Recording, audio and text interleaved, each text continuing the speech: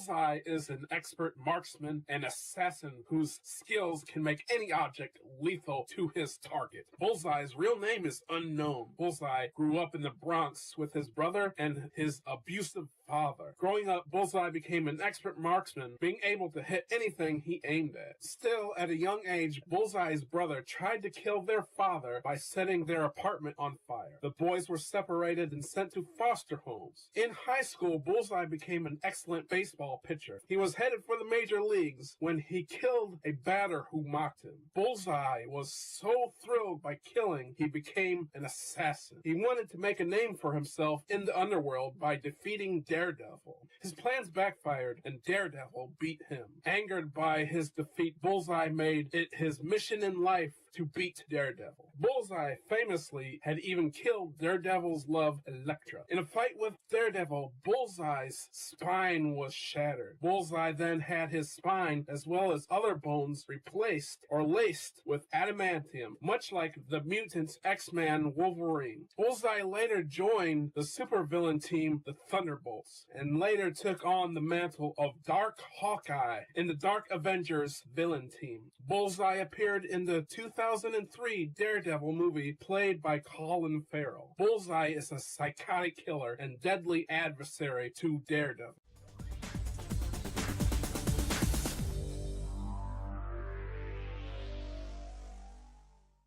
Taking a look at Bullseye's packaging, you can see he comes in the standard Marvel Legends package. At the top is the Marvel Legends series logo. At the top left, it names the Build-A-Figure, which is Man-Thing. At the top right is the choking hazard warning. As you can see with mine, the Man-Thing Build-A-Figure piece is absent. I didn't want the Man-Thing figure. Behind that, in the red background, you can see a monochromatic cityscape. At the top left, you can see 3 accessories: a trigger finger hand, a finger pointing hand, and an alternate unmasked head. On the right, we can see 2 more accessories, a pistol and a knife.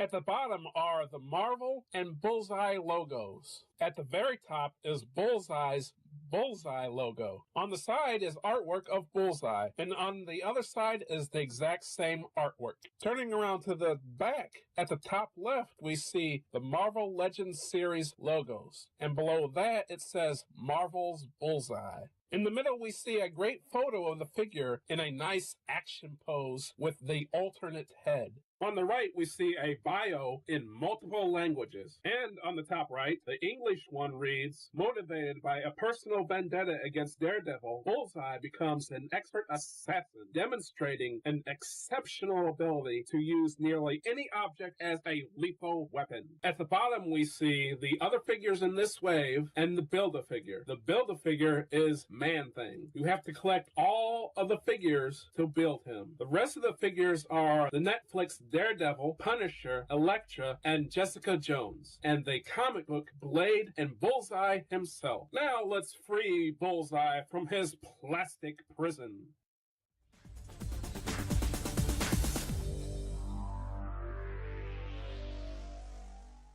As for Sculpt, Bullseye's body is mostly reused from previous figures, so the only new sculpting is on his hands, heads, and belt. Taking a look at his alternate unmasked head, the sculpt is amazing. This is a great, insane expression for Bullseye. If you saw this guy in real life, you would not mess with him. I love the missing tooth. As many fights as Bullseye gets into, he's going to lose some teeth. I love the Bullseye brand on his forehead. It just shows how crazy he is. This sculpt looks great from all angles. Next is his masked head. Again, this sculpt looks fantastic. It looks like the same person with both heads, and sometimes that's hard to achieve. I really like the wrinkles on his forehead and the bulges where his ears are. It really makes it look like it is a mask and that there is someone underneath it instead of looking like a bald man with face paint. Next is his belt. They really tried to make it look realistic. It's very subtle, but you can see stitching and seams all over his belt, including his holster, and there are wraps on his knife sheath. As for his pointing finger hand, again, it's great. Just the idea that we would get this accessory is very surprising. surprising, and it's one of the many things that makes this figure special. And it is sculpted well. The same can be said for his throwing dagger hand. It's a surprise, it's sculpted well, and it shows that Hasbro can give us something unique and well made if they tried. Let's hope they do more of this in the future.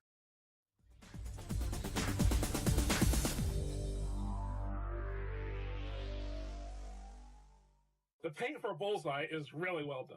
His body is molded in either a dark navy blue or white plastic and then painted over it. The black and white stripes on his lower arms and legs, as well as his upper chest, look great. His belt is largely unpainted, except for a silver buckle on his thigh holster, which is painted well. Then we come to his head, which looks fantastic. His skin tone, teeth, blue eyes, and actual bullseye on his forehead are nicely painted. Next, looking at his alternate head, everything is painted well, including inside of his mouth and tongue. Unfortunately, his accessories like his pistol is not painted, and the paint on my knife is coming off. But the throwing knife effect hand, for the most part, is painted well, except for a tiny drop on the translucent part. Overall, the paint is very good on this figure.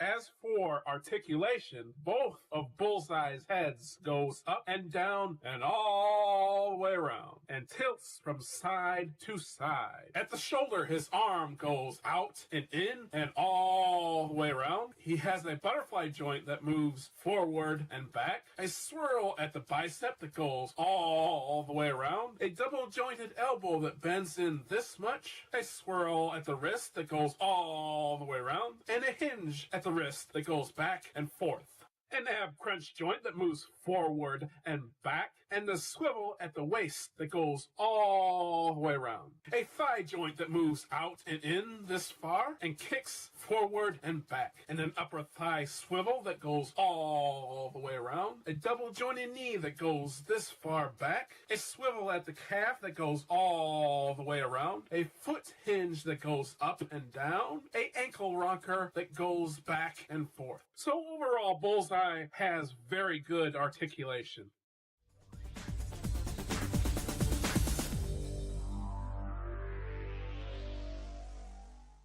Bullseye comes with a lot of accessories. First up is this gripping hand. It's well sculpted and is molded in a white plastic. To change the hands, simply pull off the dagger throwing effect hand and pop the peg of the hand into the hole on the wrist. This hand is of course for holding his weapons. Next is this pistol. It's molded in a gray plastic and doesn't have any paint. It's made of a soft material, so it's kind of warped. It fits in either one of his gripping hands, but it fits better in his right hand as it has a trigger finger. It also fits into the holster on his belt. Next is his knife. It's molded in a silver plastic with its handle painted black. As you can see, the black paint seems to be coming off of mine. That's not a big deal as it can't be seen when it's in his hand. Also, that's an easy fix. I can simply paint that black. It can fit in both gripping hands, but it fits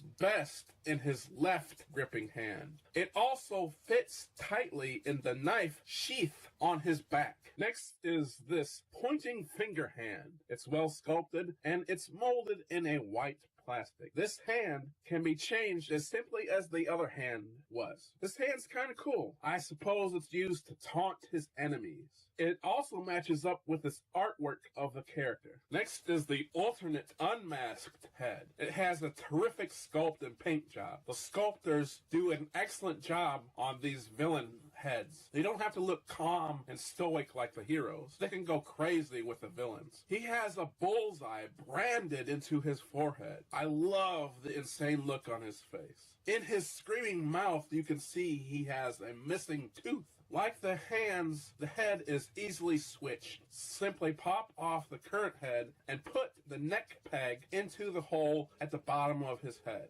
And his unmasked head can go on the Hawkeye body to create Dark Hawkeye.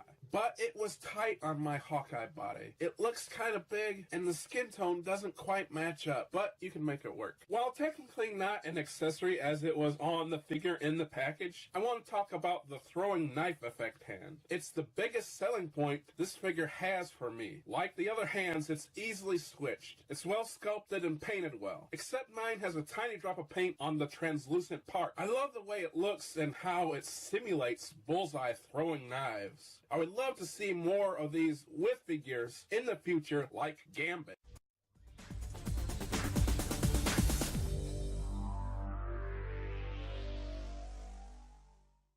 For scale, Bullseye stands about 6 1/4 inches tall, and he has peg holes at the bottom of his feet. Comparing Bullseye with Pizza Spider-Man, they are close to the same height, with Spider-Man being slightly taller and Bullseye being a bit bulkier, and that seems about right. Compared with the Punisher, Bullseye is shorter and the Punisher is bulkier, as he should be. Compared with Sunfire, who shares the same body as Bullseye, Sunfire is slightly taller because of his mask. Compared with Hawkeye, Bullseye is slightly shorter. Unfortunately, the only Daredevil I have is the Spider-Man Classics Daredevil, and they are way out of scale. Daredevil is way too short and skinny. Bullseye makes Daredevil look like an underfed teenage boy. Finally, for fun, let's stick Bullseye next to another blind superhero, Dr. Midnight. He is the average size of a DC Universe Classics figure. Dr. Midnight is a bit taller than Bullseye, but I think you could make it work if you want to display Bullseye with your DC Universe Classics figures.